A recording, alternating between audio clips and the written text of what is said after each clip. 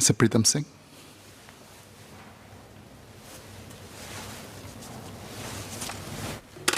Thank you, Mr. Speaker. Thank you, Leader, for extending the time for members to ask supplementary questions. My question is directed to the Minister of National Development. First and foremost, thank you for that very nuanced exposition of the EIP. I think it's been the most nuanced reply that I've heard from a government minister on the EIP, considering, on the one hand, the realities of racial integration and other policies that can assist, and on the other, the fact that there are people who actually pay a price for the EIP. I have three supplementary questions. The first pertains to the request for waivers. This has been on the up. From 2017 to 2019, I understand the numbers were around 1,850 for the 3 years, 59% from the, 25% from the Malay community, 16% from the Chinese community, and 59% from the Indian and other community. And then the numbers actually cascade lower in the years before. My question is, the EIP limit for the Indian and other community, which is at 59%, or which was at 59%, the EIP limit overall was actually reviewed in 2010, and the EIP limit for that category was 10% and 13% at the neighborhood and block level, and that was increased to 12 and 15% respectively. My question is, in view of the large number of EIP appeals continuing to come from this community, and a suggestion made in 2010 by the then Minister of National Development that there would be a review around 2020, has this review been undertaken, and what are the new EIP limits, if any?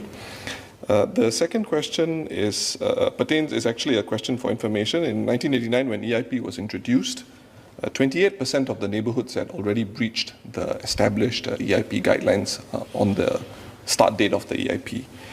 Over the years, this has fallen, but there is no real clarity about why this has fallen. But I'm really referring to the number of new neighborhoods that have also come about. So the percentage can be very difficult to understand. For example, in Kaki Bukit in Aljunied GRC, the neighborhood level numbers for the Malay community are still, I believe, beyond the EIP limits. And there's nothing untoward about race relations in Kaki Bukit, and I think this will be replicated in other parts of Singapore. So to this end, is the government prepared to share details on the breakdown by ethnic groups of all the HDB neighborhoods, both new and old, on an annual basis from 1989? And if it is, then we'll file the question. And finally, in response to a PQ I filed in 2013, HDB shared that it had reviewed the EIP limits for rental flats. And administratively, it adds up to 10 percentage points for the block limits for HDB rental flats. Would HDB consider a similar approach for all flats and also exercise greater flexibility at the neighborhood level as a means of loosening the EIP criteria as a compromise, or even remove precinct and block quotas in favor of a larger area of coverage? This is in view of the rising number of EIP waiver requests over the last few years, Singapore's changing demographic profile, and for policy equity considerations towards communities that are adversely affected by the EIP. Thank you.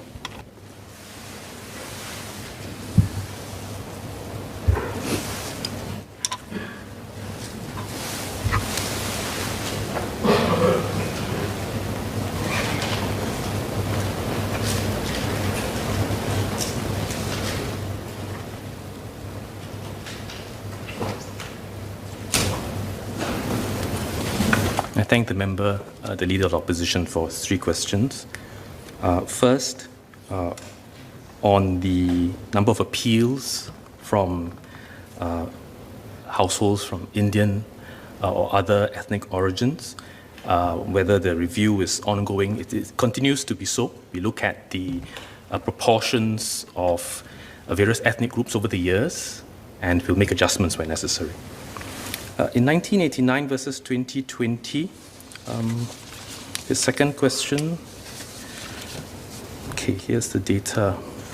In 1989, when we introduced the EIP, 28% of neighborhoods had reached one or more ethnic EIP limits. So 125 neighborhoods then 35 neighborhoods reached one or more limits. June this year, out of 173 neighborhoods, because we've been building our towns and increasing the number of neighborhoods, 14% have breached one or more ethnic limits, and that is 24. All right, so in 1989, 35 neighborhoods out of 125, and in 2021, June, 24 out of 173. So more neighborhoods as a whole in Singapore, but the number of neighborhoods hitting one or more EIP limits has come down, not just in proportionate terms, but in absolute numbers. And that is perhaps a result of a range of factors. The EIP operating, including operating in new neighborhoods that are launched over the years since, but also a whole variety of factors, providing a whole range of flat types, providing for different budgets, programs that promote a sense of belonging, programs that help to integrate society together across races. So a whole range of factors may have led to that. As for rental flats, the member asked, I recall reading in 2013, the member asked, following a 2012 question he'd asked to Minister Corbin I, then Minister for National Development, and Minister Kaur said that for rental flats to accommodate the Malay households that are applying for rental housing, there would be an administrative 10% increment to accommodate.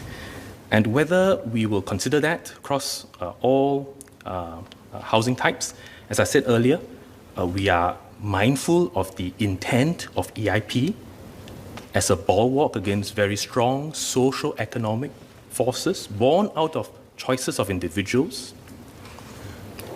And the EIP we need to adjust along the way in terms of looking at proportions, but it's a very important bulwark, and I hope the member agrees with me. And therefore, we look at individual cases in order to determine whether we should waive the limit, as opposed to an inexorable increase in EIP limits for all races across the board, which for some cases would bring it close to 100%. Because for Chinese,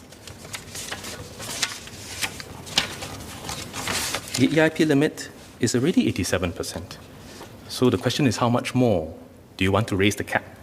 And in doing so, even when we allow appeals on a case-by-case basis, we are already pushing at the boundaries of what the policy seeks to achieve. Now, let me also take this opportunity to ask the Leader of the Opposition to give us a better understanding of the WT's position on EIP. And you've asked very useful questions. I looked at your manifestos, and the Workers' Party has said unequivocally from 2006 to last year that the Workers' Party wants the EIP to be abolished, and people should be able to stay wherever they want in our estates. Let me quote page 28 of the 2020 manifesto. I quote, "The ethnic quotas of governing citizens' home ownership of HDB flats should be abolished. This would address the disadvantage faced by ethnic minority HDB flats resellers. Abolishing the quota will not cause racial disharmony among Singaporeans. After more than 50 years of nation building, our society has evolved and achieved multiracial integration that has gone beyond the need for mandating proportionally mixed neighborhoods. Singaporeans should therefore be given the freedom to choose where their homes will be without taking into account race."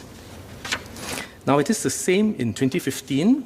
You didn't cite the impact on minorities resellers, but you say that society has now attained a level of multiracial integration, and therefore there is no longer a need for EIP. In 2011, that's the same position, except that in addition to saying that in 2011 Singapore had reached a high level of multiracial integration, and therefore there's no longer a need for people to be mandated to live with each other across different ethnicities in our neighborhoods, Workers' Party goes on to say that the ethnic quota system also contradicts the policy of encouraging young families to live closer to their parents and prevent young Malay and Indian families from buying homes close to their parents. I would dare say that also applies to Chinese families who are constrained by EIP even if they wish to live in the same block as their parents. And that is the same also in 2006. Between 1989 to 2006, we have no record of any position the WP has taken since the EIP was launched. Between 1989 to 2006.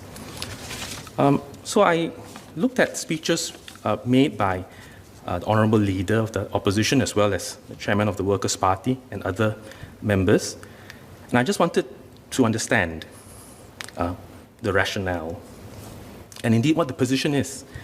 Because in the House, there has been no clear and unequivocal position taken by the Workers' Party that you want the EIP abolished because you object to it, and that Singapore has reached such a high level of multiracialism that is no longer necessary. We, of course, take a very different view to that. And the recent incidents over the years continue to remind us of the need to keep working at it and never rest on our laurels, that we can afford to take away mechanisms that are in place through the wisdom of the generations to keep our society where it is today. So I'd like to seek some clarity. Firstly, given what I've said about the current EIP limits being strained in different locations and the experience in different cities and countries, not just in the past but in the present, what would be the Workers' Party's position? Is it your position that there won't be racial concentrations if we abolish the EIP? Or are you saying that we've reached a level of multiracial integration so that it does not matter if we have entire blocks and neighborhoods of predominantly one race? Society won't change if we have ethnic concentrations?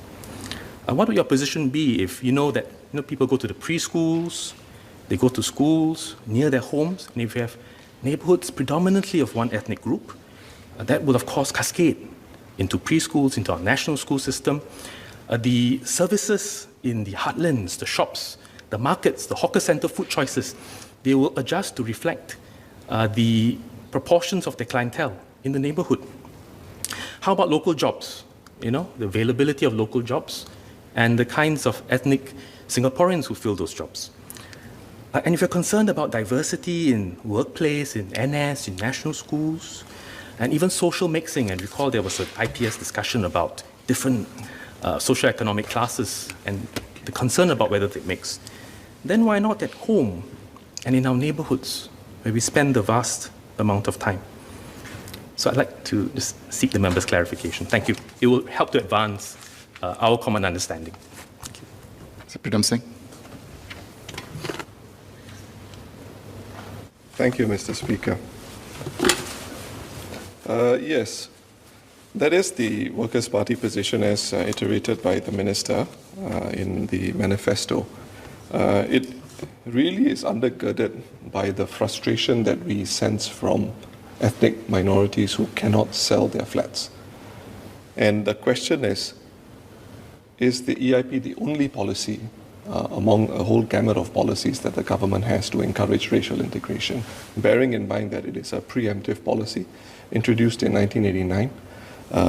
And we also have a hybrid system almost in Singapore where we do have places, Chinatown, Little India, where there are concentrations of a particular race, but it doesn't disturb Singaporeans, it doesn't bother Singaporeans. Now, we may take a different philosophical approach as to how the end situation will be, but I cannot speculate on one or two episodes and say that because of that we are we are descending in terms of our journey towards greater racial integration.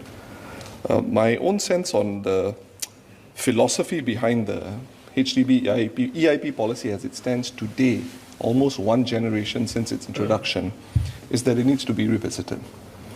And it has to be revisited in the context of, and not limited to, number one, a larger national conversation on race relations in the context of Singapore today, in the context of today and tomorrow's Singapore, and separately what it means to be Singaporean. Number two, the effect of immigration into Singapore from the 1990s, after the EIP was introduced, leading to a larger Singapore family living in HDB flats that include communities outside the traditional CMIO categorization, such as naturalized Singaporeans from Myanmar, the Philippines, and non-Tamil ethnic Indians. Number three, the more common experience of mixed marriages among Singaporeans and separately between Singaporeans and non-Singaporeans, and its impact on traditional racial categorizations. Number four, of course, as is well known, and this is really the heartbeat of why the WP has taken the position it has since 2006. It was, I think, referred to as a time bomb by the PAP even then. and that is the economic loss to minorities who have to lower the market price of their flats in the name of that policy. And that is particularly painful because we hear that from many people who are in that position. And I believe Chair of the Workers' Party in the opening of Parliament for this session referred to one individual who had to sell the flat at a loss of $100,000. I mean, that is shocking. And that's really where we're coming from. And finally, a reassessment of Singapore's lived experiences which acknowledge policies and guidelines that have successfully encouraged racial integration, such as national schools, anti-discrimination guidelines at the workplace, national service, amongst others, and how these compare in today's time with the continued efficacy of the EIP as a policy tool of racial integration. So the position is this: the current policy as it stands has a larger impact on minorities, penalizing them in the pocket when they have to sell their flat. By minorities, I mean not just racial minorities, those who are affected by it, including Chinese, Malays, Indians. And this may perversely interact with the stated objective of the policy of racial harmony, thereby breeding resentment amongst those who are affected by the policy. And for that reason, the EIP as it stands needs to be reviewed.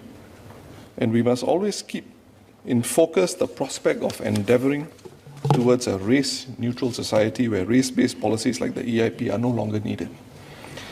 And in its current form, as I suggested, the EIP quotas should either be further loosened to ameliorate the prospects of further economic loss for sellers, with HDB committed to buying back the affected flat at the valuation price, or a larger geographical area representing the anchor for the EIP rather than the precinct and block quotas. And just before I conclude, my second supplementary question was not just a general question about the percentages at a broad level. It was about specific neighborhoods across time. Would the MND be prepared to release that information? Thank you.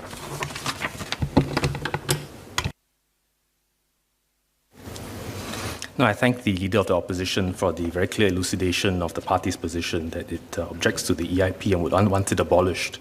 A couple of responses. First, he says it's a preemptive policy, 1989. If you look back in history and over the last few weeks and months as we continue to review our policies and preparing for today's session has been a humbling experience in learning from the wisdom of the generations. It is not a preemptive policy in 1989. It was a policy that was put in place because of the lessons learned from the 60s, paid for with blood, sweat, and tears. A real pain in families grieving for lost loved ones, and a country newly formed, wrecked by racial riots and disharmony, distrust. And the efforts of HDB, not just to build homes for people who lived in slums or villages that flooded or were easily burned, but also ensuring that we learn those lessons. And in allocating new flats, made sure that in every block there was a racial mix, taking people from what were ethnic enclaves, which were a legacy of the Jackson Plan and persisted through villages and enclaves of different races, pulling them up and saying, you move into these high-rise homes in the sky, but we'll mix you. Learn to live with each other. If you talk to the earlier generation, it wasn't easy.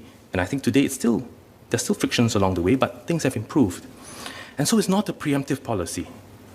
It's not something that we decided to put in because we were looking at other countries. We paid for it with the blood of our brethren and sisters. So that's first. Second, the member says that he, or the Workers' Party, would like to abolish the EIP because of its disproportionate impact to minorities. As I've said earlier, the EIP has its rough edges.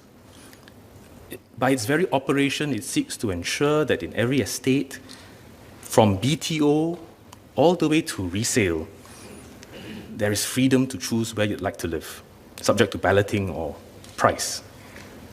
But when it hits certain limits and when the function of individual choices results in blocks exceeding significantly the demographic proportion of each ethnic group, then we have to kick in this bulwark and say, well, we'll have to cap it. Of course, it causes pain, minorities, but also Chinese as well.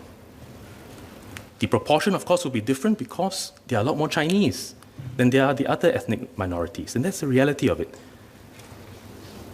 For BTO applications, in certain popular locations, say Bishan, Ang Mo Kio, you do have cases of Chinese coming up to say, look, I've been balloted, I've been asked to select, but the next day I'm told, sorry, EIP limit hit, and then the minority takes over my place. There's also unhappiness, but we explain the rationale and seek their understanding, and by and large, all Singaporeans of all races have kept faith with the broader intent of this policy. But I accept the member's point, and I accept the point that was made by many members of this House, both present and past, and looking at very thoughtful questions and speeches by both PAP MPs and MPs from across the aisle over the years, concerned about the impact on their constituents of all races, including minorities. And that is why we've been looking at it case by case, understanding the situation for each seller, looking at how long they've taken to market their flat, looking at the price they've asked for, given the market conditions, and well, if today is EIP, tomorrow or next month, perhaps there might be a change of circumstances, or after a few months, EIP may adjust because people buy and sell and the EIP may no longer apply to your block. So we look at it individually, bearing in mind that we have to be very judicious. Otherwise, the lessons that we've learned will all unravel. The member talks about a case that the chairman of the Workers' Party sought to help, and the example was raised twice as an anecdotal but real example of a person who lost $100,000 through resale. I'd like to clarify, and we've checked all the cases that the learned member had filed, and without naming the individual family, it wasn't a case of them losing $100,000. Ms. Sylvia Lim's appeal to us was that the resident told her that she got offers for her flat that appeared to be $100,000 less than what other people nearby were offered. And that was anecdotal, it was said to her. I'm not sure the member verified. We were not in a position to verify what the offers were for that flat. But in that case, HDB assessed the case holistically and agreed in August 2019 to waive the EIP for a period of time to allow the family to sell. Waiver of EIP, looking at the circumstances of the family. But the family decided not to take this offer up for other reasons and requested HDB to acquire their flat. So that was what happened.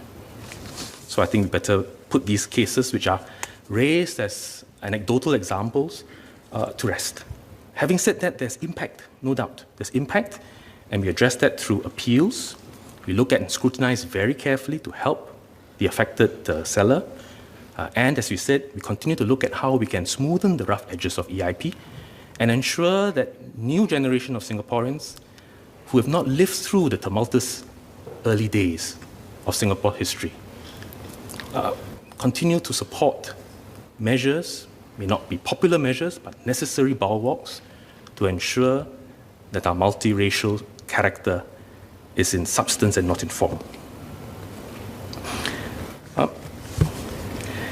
The member, I'm not sure whether he's addressed my question, but because of the impact on minorities, which we've said we address through appeals as well as through continuous smoothing of the rough edges, does he still take the position that we want to abolish the EIP for that reason? And if abolished, does the Workers' Party believe that our estates will remain multicultural and representative? Or is it a case that you accept that given even current trends, there will be a lot of concentration, but that it is perfectly okay, there's no impact to our multiracial character because we have multiracialism in NS, in our national schools, in our workplaces? I've also said earlier that there will be these knock-on effects if whole estates become concentrated to all these places and platforms and spaces that the member talk about. From being common, they will be ethnic focused. Does he then say we move the EIP away from housing and put ethnic quotas in schools, in workplaces, in preschools, in markets, in hawker centers, in neighborhood shops? Or you think that it's fine that the schools and preschools and they're all ethnically focused because it's proximity? It's fine. We are sufficiently multicultural, a point you've made since 2006, that Singapore has reached such a high level of multiculturalism that we no longer need to concern ourselves with mixing people. Thank you. Well, as for the last point about the data, we'll look at what data we can provide, the granularity. It changes from month to month, but we'll see what we can provide. Mr. Pritam Singh. Thank you, Mr. Speaker, and thank you to the Minister of National Development. I think the point really, again, is the philosophy that we want to aim towards a race-neutral society. And we continue working towards this assiduously and keeping in mind that you don't want the policy to become a barrier to that vision, to that journey to become a race-neutral society. That's why we took the position that we had.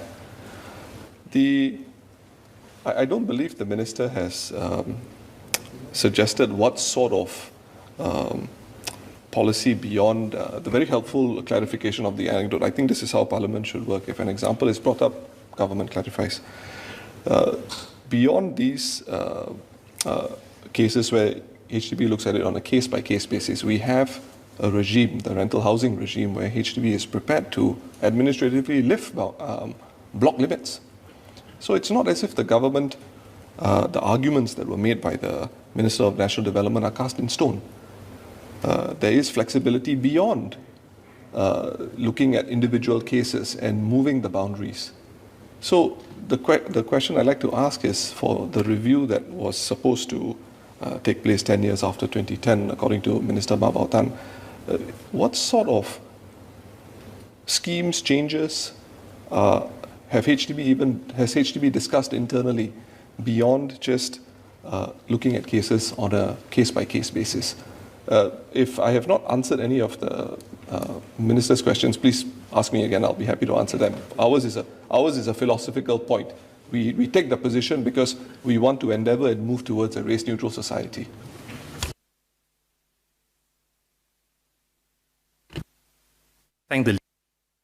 Those are details, important details, but I think fundamentally it's important to understand, given the government's position as articulated, that we continue to look at how we can smoothen the rough edges, and given how over the last few years you start to see more appeals succeeding, though we recognize that that is on a case-by-case basis, providing a balm to a household, but also not quite, it's still pushing the limits further. Workers' Party still wants to abolish, and if it abolishes, the important questions about your belief about what society will be like, I think that is most fundamental. The other issues we can address, but we need to understand your position on multiracialism. Number two, the importance of these bulwarks to ensure multiracialism. Number three, your position on CMIO. You've talked about a race-blind society, a race-neutral, a race-blind, multicultural society. But yet, over the years we've been tracking, Workers' Party has been filing lots and lots of questions specific to individual minorities or races. And in fact, I understand member Mr. Faisal Manaf had asked the PQ before, asking for assurances that we will ensure that the ethnic mix in Singapore will remain, and wants to keep a very close eye on ethnic issues. Thank you.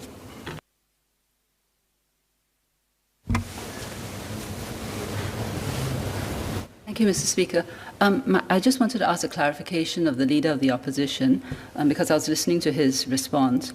I think he had started out by saying that the EIP should be revisited.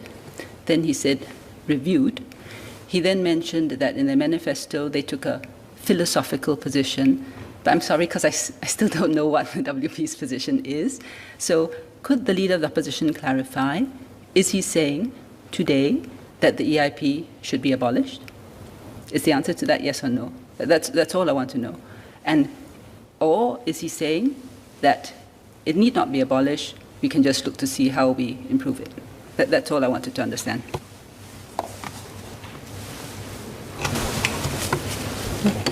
Well, it's a very nice way to close off a discussion on a topic.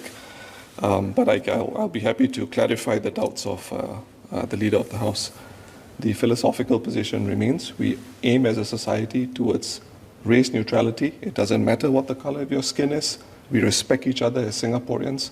The Singapore family is going beyond CMIO categorizations, and that's the target we need to keep in mind. That's where we want to endeavor towards. Now, the government is the government of the day. It wants to retain the EIP for reasons which I would say are not totally illegitimate. I think it's important I state that. But having said that, how do we move forward with the EIP as it is? Knowing that there are minorities, knowing that there are minority communities, knowing that there are even majority, even the Chinese community which are affected by it. Is there a better way forward? And I think that's our duty as an opposition also. And half the reason why I'm asking for all that data on a neighborhood by neighborhood basis over time, annually, not monthly, annually, is to try and see for those neighborhoods where EIP limits have been breached, what's unique about those neighborhoods? Is it very different from any other neighborhood in Singapore? How do we look into those details with more granularity? And I hope that clarifies the point of by the leader, but I don't think so. Sindrani Raja. Mr. Speaker, I thank the Leader of the Opposition for his erudite answer, which didn't answer my question. I think we both agree, both the WP and we agree, we do want a race-neutral society. We want a society where everybody can live happily together. It's a question of how do we get there. And one of the things that the PAP government has put in place is the EIP. The WP in its manifesto has said, abolish it. Mr. Pradam Singh comes to Parliament today and says, revisit, review, underlying philosophy, and a few other things. I just want to know, today, is the WP saying we should remove the EIP? If you are saying that we should do that, say so. But on the other hand, if you're saying that, keep the EIP, but let us improve it and ameliorate the impact on minorities, say so. And then I think we know where we both stand and where we are in agreement. Mr. Pradam Singh. So we still aim to remove it, but until we get there, we have to, as Minister said, even out the rough edges as much as possible. And at some point, I hope in my generation, within our generation, we reach that place where we are race neutral. Doesn't mean that races don't, sometimes things don't bubble over, but there are more important things that remind us that we're Singaporean and we ought to look beyond our skin color. Mr. Desmond Lee. I thank the member for that very clear position. In 2006 and all the way till last year, WP's position is that we have already reached a level of multiculturalism and therefore unequivocally call for, in 2006, election after election, for the immediate abolition of EIP. But the Workers' Party's position today in 2021 is that we still need the EIP. We work towards a race-blind society and we endeavor to reach there, and at some point, hopefully, we're not EIP. So that is a clear change in political position. I thank the member for that. Mr. Darrow David.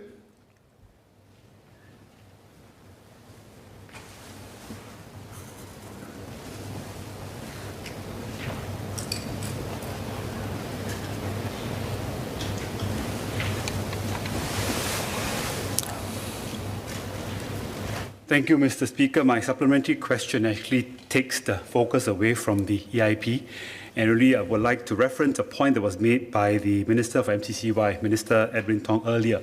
Minister referenced the Character and Citizenship Education Program, or CCE, that's being taught in the schools right now. And I remember, from not just from Minister's point, but in the COS earlier this year, there was due to be a review of the CCE. So my SQ is actually for a Minister for Education. In the review of the CCE, Minister, could you share more details how we intend to incorporate the topics of multiracialism and multiculturalism into the CCE syllabus? and also how that syllabus will possibly be taught across the various platforms that may allow for a more vigorous, broader, intense debate. Second question is, will the ministry be looking into, say, for example, certain schools where perhaps the student demographics are a little bit more homogeneous? I'm not just talking about, say, SAP schools or madrasas, but even certain schools which might be devoid of particular ethnicities for variety of reasons. And will the ministry then perhaps adjust or tweak the CCE to cater to teaching the topics of multiculturalism and multiracialism in these schools? Thank you.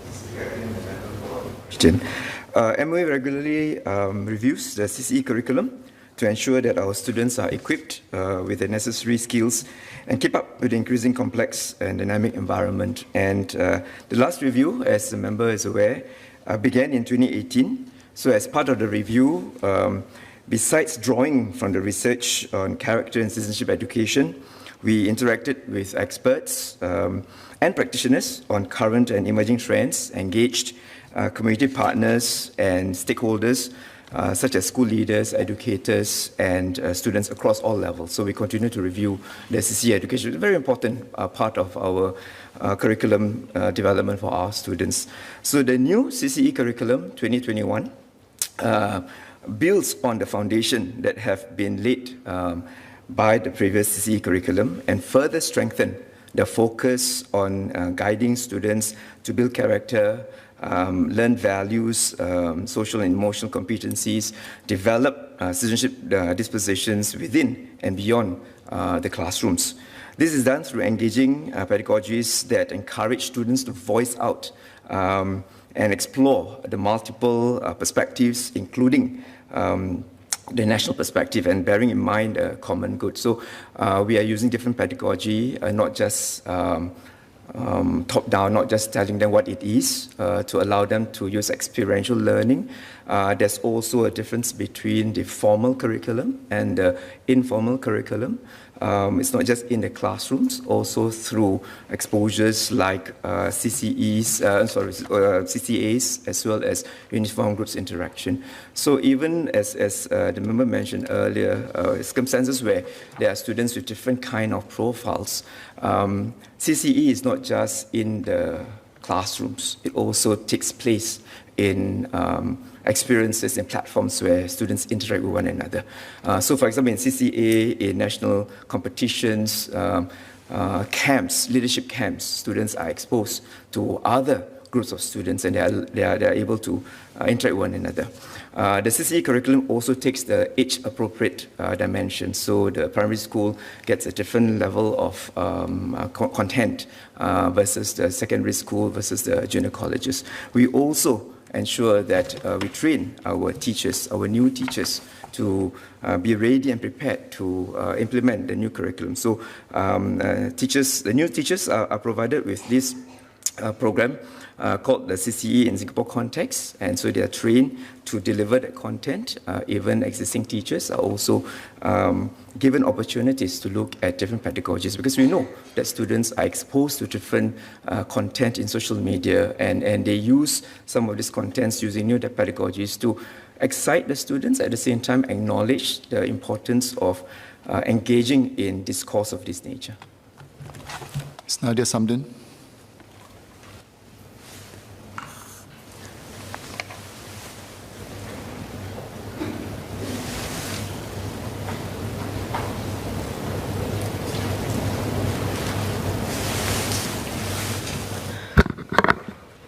Thank you, Speaker. And I thank the Minister of State, Muhammad Faisal Ibrahim, for his response to my PQ15.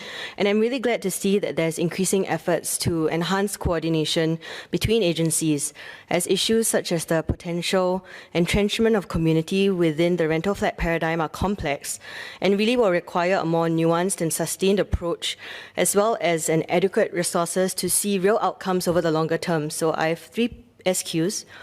Firstly, are the plans for the efforts under Project Dian at M Kuasa 3 to be integrated with national efforts such as Comlink, for example, and how will the duplication of these efforts be avoided? Second, given that home ownership is also closely related to other factors such as employment and family structures, is there room for Project Dian to be a sandbox for potential policy adjustments? And what sort of community assets will be integrated, given that these involve multiple agencies? And finally, I'm sure many of us will be interested in understanding what sort of outcomes the government is hoping to see from this and also the timeline. So could the MOS please share when will Project Dian be rolled out? Thank you.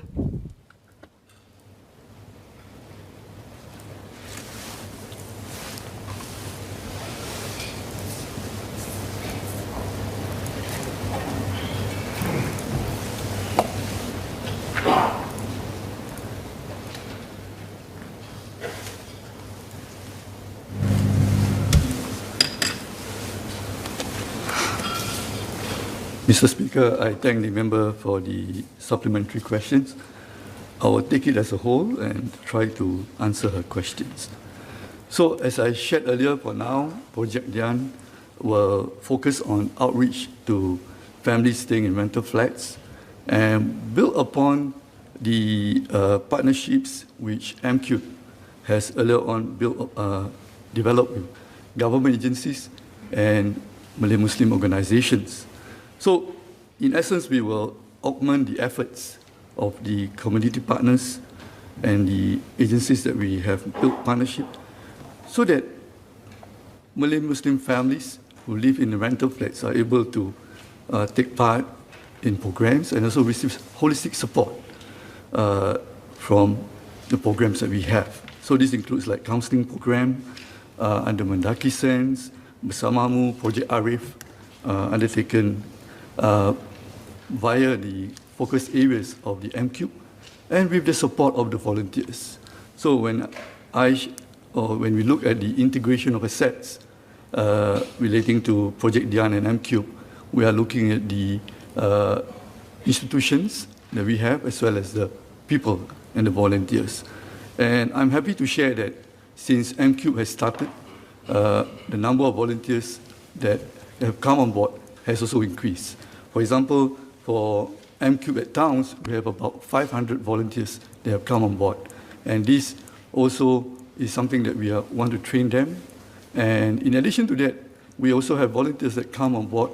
They have come on board via other programs, like those programs relating to how we support vulnerable individuals, as well as families, as well as how we support mentoring among the youths, where more than 1,000 volunteers have come on board for our youth mentoring program.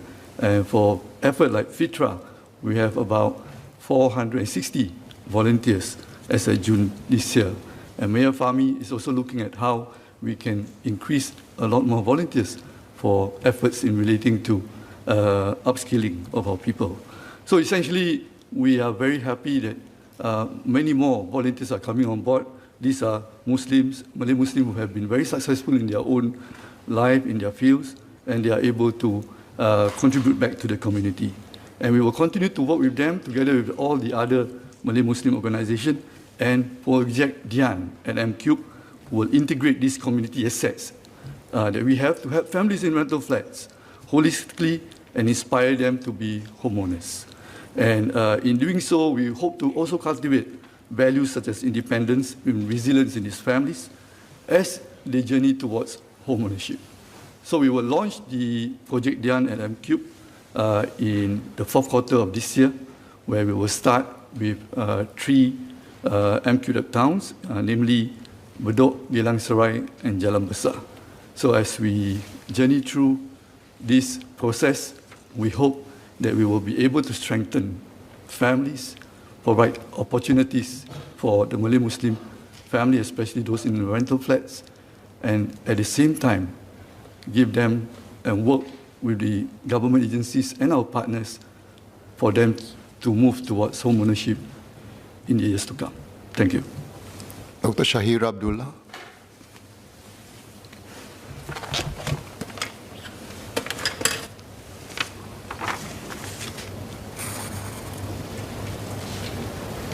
Thank you, Mr. Speaker. My question relates to financial planning and estate planning in Malay Muslims. So I'd like to thank the Minister for his comprehensive reply just now. I just have a few supplementary questions on it. So it's not uncommon for estates that go to in ecstasy to lead to familiar disputes over the allocation of assets.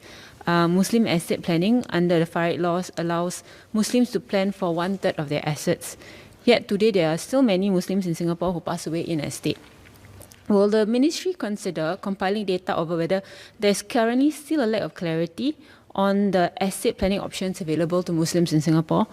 And would the ministry also consider a program for older or more mature families, not just for newlywed couples or young couples, who may be less tech savvy and not as easily accessible for institutions such as mosque or mendaki to reach out to? Thank you.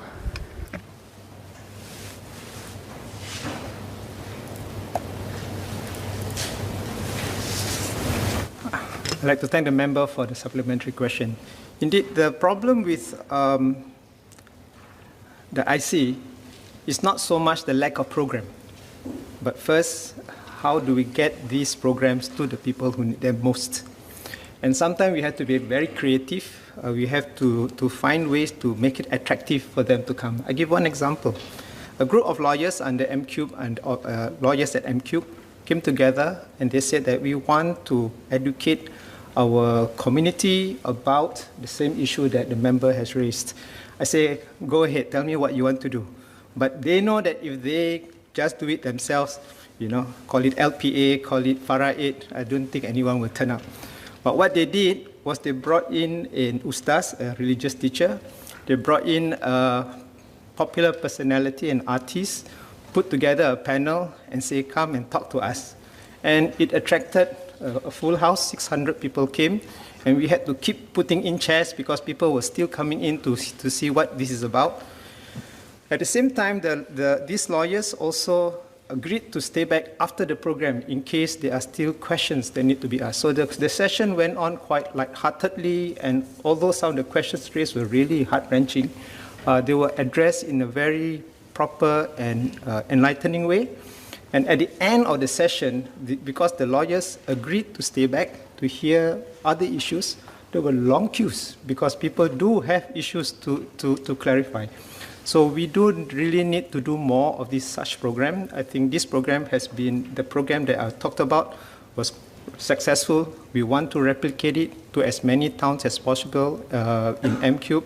And we call upon our successful lawyers who have done this or have done this successfully, come forward again, and after maybe we lift the restriction for these gatherings that we cannot have because of COVID, we can have more of this. Thank you. Ms. Raisa Khan.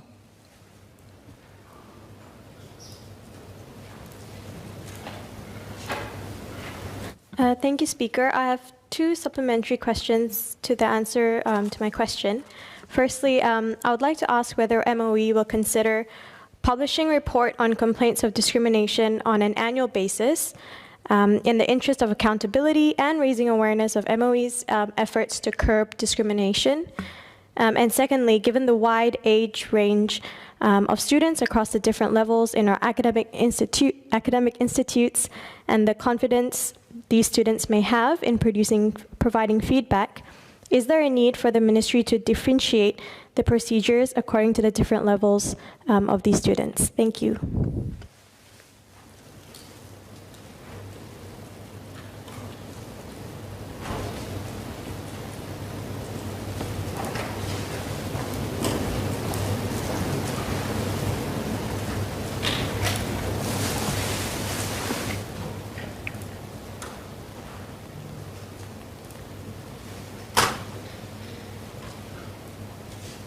Mr. Speaker, to the first question of the member, whether we should be publishing the report annually, first I want to say that the incidence of this nature in schools are very low, and I don't see there's a necessity to publicize the report every year, but we take every case that has been brought to the attention of all the institutions very seriously, whether it's in the school or whether it is in the IHLs.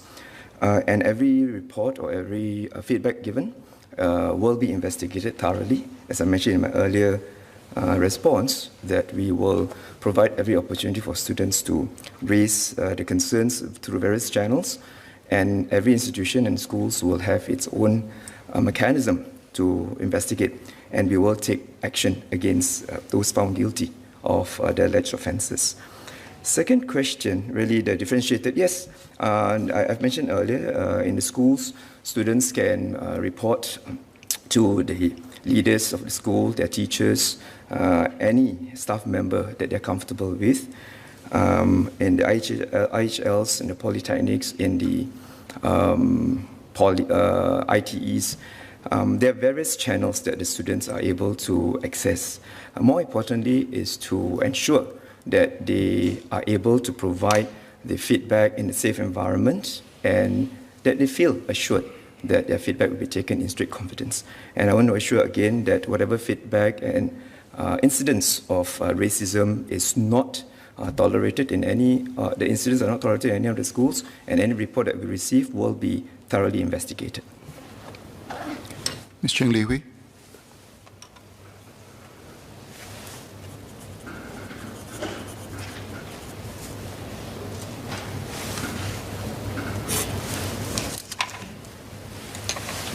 Thank you, Mr. Speaker. I have two SQs. Given what we have seen, especially in recent weeks, do we need to substantially tighten up our laws or even introduce new rules to deal with racial outbursts and discrimination? Two, I hear the Minister's points on CCA and social mixing. During COS 2021, I spoke on the need for more inter-school mixing through arts, culture, and sports programs. This is especially so for missionary madrasas and the culturally oriented schools. Does the Ministry plan to expand the current CCA or youth sports framework under the Sports SG and MOE? Thank you.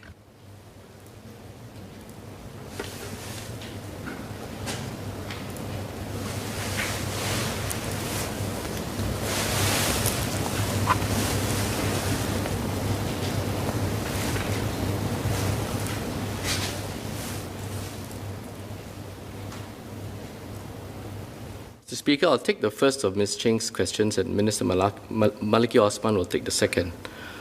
Sir, when it comes to discrimination in certain specific settings, that will be studied and we can consider. As I've said in my speech earlier, where needed, action has been taken, and I've cited some examples.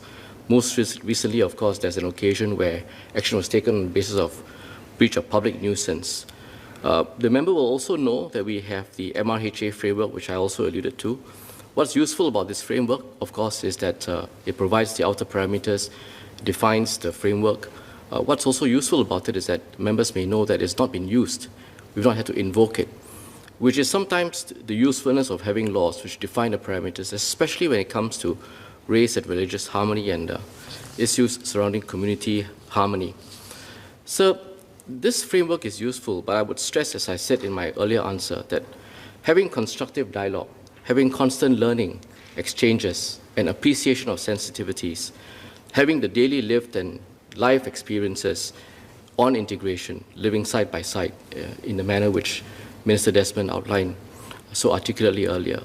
I think these are examples, and these are real lived examples of how we would like to promote integration. We also will occasionally come across differences. There will be flashpoints from time to time. The trick is to deal with this constructively, not try and stoke emotions in such already tense situations. Learn the differences. I can't pretend that we'll always get along, but the key to it is to try and find common ground. And the way to find common ground is to try and assert less personal space, less of the me-first mentality. And I think when we do that, we will find that there will be a lot more space where we can do these exchanges. Thank you very much, Mr. Speaker.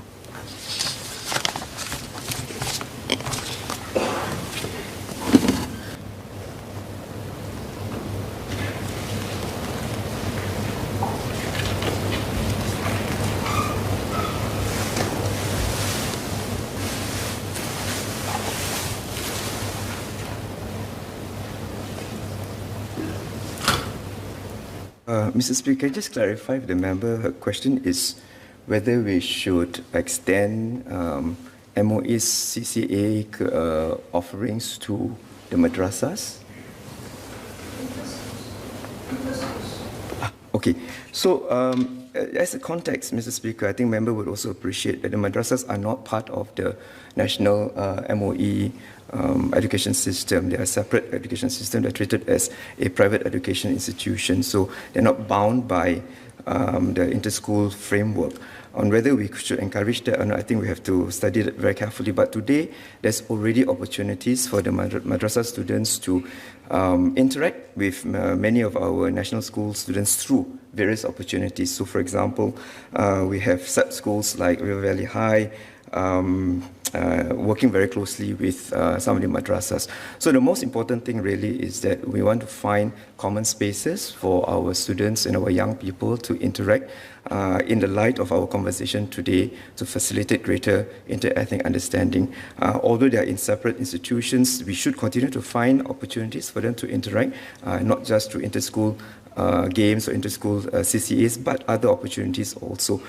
Community organizations provide such opportunities also. I remember when I was the mayor of South East District, the CDCs continue to organize platforms like the Common Census for Common Spaces, where students from different institutions come together to learn more about interreligious understanding. So we can explore further opportunities for our young people to continue to interact regardless of where they are studying, and more importantly is to ensure that we try to expand the common space as much as possible. Take the last supplementary question, Mr. Sitoipin.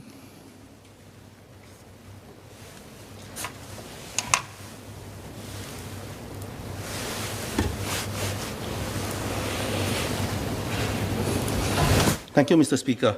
Sir, the Leader of the Opposition, the Honourable Mr. Pritam Singh, has mentioned CMIO quite a number of times in his speech. In the light of this, can I ask our MCCY Minister, Mr. Edwin Tong, to share with us the relevance of CMIO today? Thank you.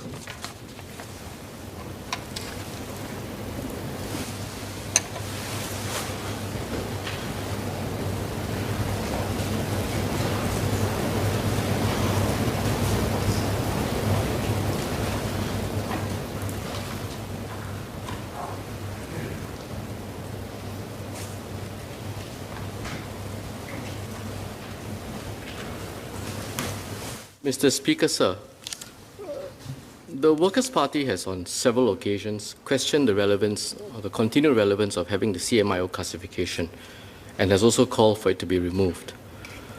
Sir, but at the same time, at almost every parliamentary sitting, there are many number of PQs which focuses on individual specific races, looking at programs, outcomes, assistance. I just did a quick look. This last sitting, we have 7 or 8 such parliamentary questions, and they range from issues such as education, like Ms. Raisa Khan asked a question for tomorrow, whether there are, and I quote, any immediate and specific action plans to tackle the issue of low education levels of the Malay community. She's also asked another question for tomorrow, where she's asked the Minister in charge of Muslim Affairs, for each year from 2011 to 2020, how many Malays entered the local universities, and what is the percentage breakdown as compared to other races? Mr. Faisal Manap has also asked a question, I think in writing, asking the Minister of Home Affairs, what is the number of reports made by victims of sexual assault, asking for a breakdown by race. I think Mr. Leon Pereira at an earlier sitting asked for MOH's Screen for Life program to be broken down by ethnic lines. And I think Ms. Hertingru asked the same question for the breakdown in relation to elections. Sir, I'm not citing these to suggest that these questions ought not be answered. I think, on the contrary, I think these are very important questions, and it is not wrong to do so, and we agree. And the relevant ministries will answer those questions fully. The point, though, of citing these parliamentary questions is to say that in reality, both sides of the House, and I think certainly on these examples, the Workers' Party as well, realize that it is important to look at these outcomes by segments of society. And it is only if you have the CMIO classification and breakdown that you will be able to track performance of relative segments of society, to gauge the outcomes, and to gauge ourselves the efficacy and outcomes of these programs that we have in place. So for example, the relevant ministries will give more full answer, I'm sure, in due course. But if you take some of the points raised in these PQs, we are able to say that the percentage of Malay P1 cohort going on to post-secondary education has doubled in the last 25 years. The number of Malay university graduates have doubled from 5.5% in 2010 to 10.8% in 2020. If you take the average Malay student, they were found on the PISA assessment in 2018 to have scored higher, above the OECD average of a typical Malay student in Singapore. And Malay students also outperform international students in the same PISA assessment on 21st century competencies. This gives us, Mr. Speaker, a good gauge of not just the relative performance of the segments in our society, but also on the efficacy of our programs, and allows us to look at relative outcomes, to assess where there might be gaps, and to help in targeted, specialized, curated ways. And so, sir, with reference to the point made by the member, Mr. Sito, I think these are important classifications that feed into an important outcome in terms of the programs that we make. And I would invite the Workers' Party to consider this position and perhaps to state whether or not they see the CMIO as a relevant consideration today. And I would suggest, Mr. Speaker, that certainly from the nature, type, and range of questions that they have asked in Parliament, I think that would appear to be so. Thank you, sir. Mr. Pritam Singh. Mr. Speaker, and I should thank also Mr. Sito Ipin for asking a question on our behalf. I think we have to accept that we operate on terms dictated by the government which wins the mandate at the elections, and that has been the PAP government, and it has continued this CMIO model. I think where we're coming from is, and I believe the government is on the same page in this regard, that we want to level everybody up so that no race feels that that government policy doesn't reach out to them in a way which brings us to that destination which the Workers' Party wants Singapore to reach, of a race-neutral society. So these questions inevitably will be asked, but I think the point I want to share with Minister Edwin Tong is, to what end do we keep asking these questions? What is the end game? And I think we want a situation where we can tell that government policy is improving outcomes, especially for communities which are not doing well. But let's be clear about where we want to go with this. More than that, I think immigration after 1990 has changed the complexion of Singapore society. That are we just looking at CMIO now, or is there something a little bit more complicated in Singapore that we need to look into? A minister didn't raise the parliamentary questions I have filed for tomorrow. They are written questions. They are on the basis of the census that has been released last month. And in the census, if you look at Census 2010, for the Indian community, for example, it was broken down into the minority languages, Urdu, Gujarati, I believe it was Gujarati, but Urdu, more data on individual Indian community groups. But Census 2020 takes a much more narrow approach. Some categories have fallen away. What are the reasons? I don't understand, hence the parliamentary question. And I do believe that there is a shift in Singapore society, a fundamental shift, and it'll be useful to know if the CMIO model needs to evolve. Mr. Edwin Tong.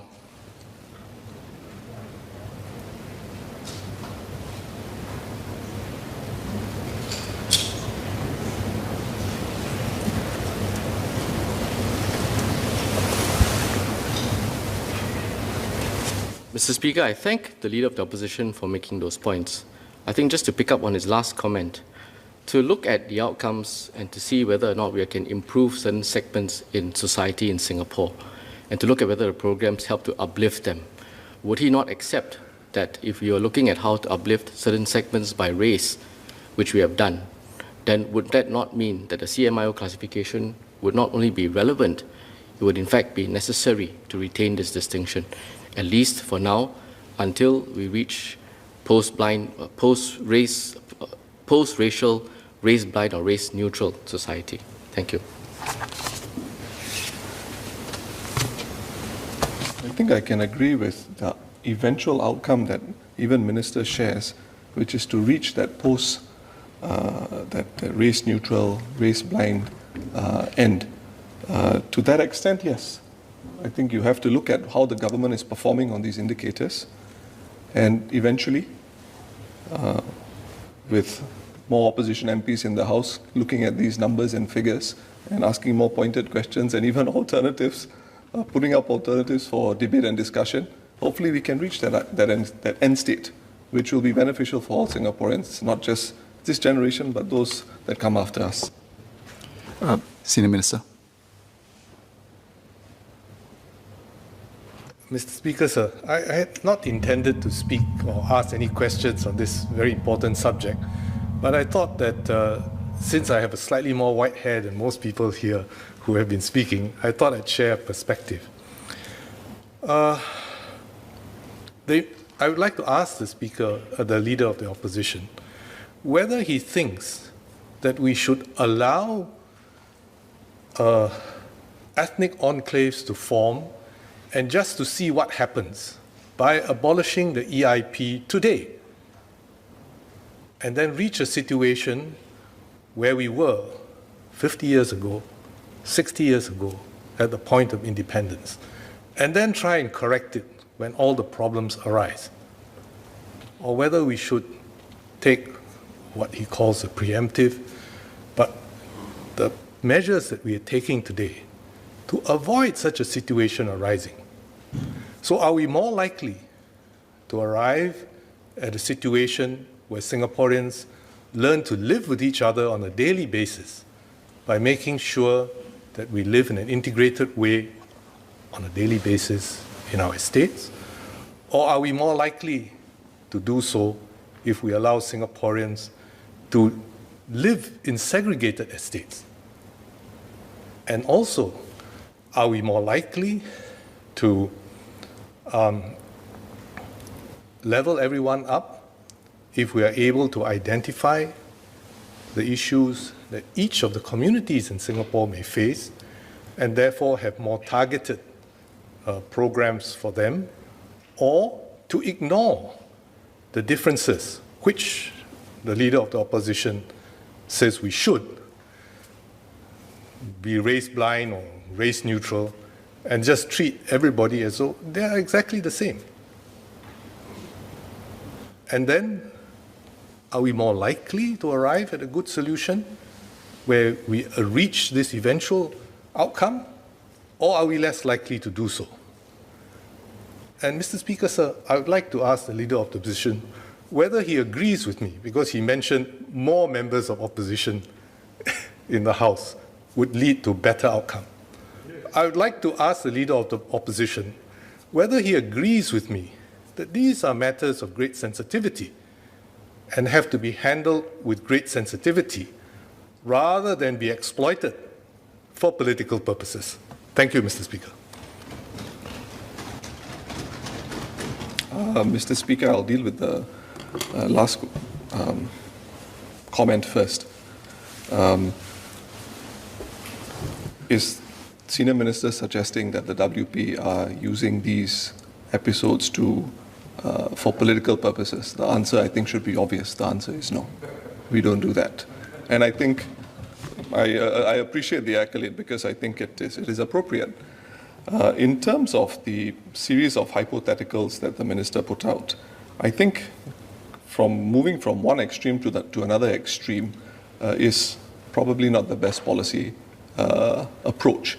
Hence the earlier exchange we had about evolving the EIP to suit the needs of this current generation. But I hope it doesn't undermine or take away the point that philosophically, where does the WP want Singapore to go? And I don't think the PAP is very far away from this, that we all are trying to move towards a race-neutral society.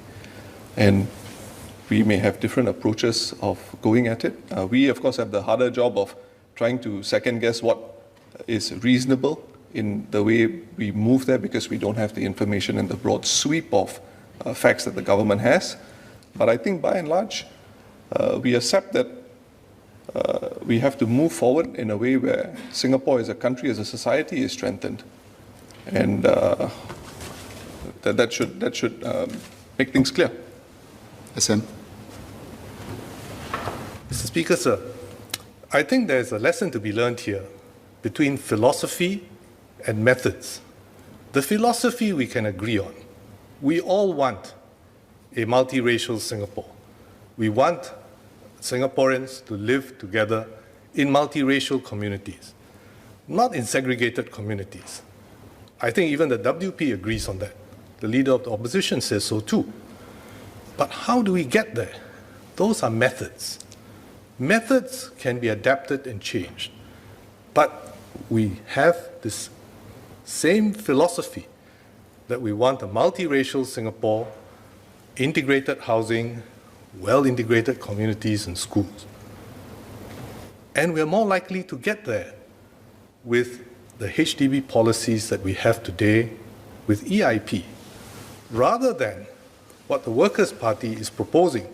In fact, their manifesto says abolish it now, although the leader of the opposition seems to have shifted away from that because he realizes that that's untenable.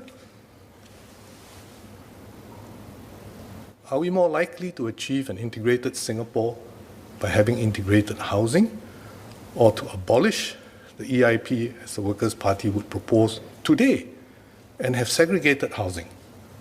And then how do we learn how to live together again? That's the question I have, sir.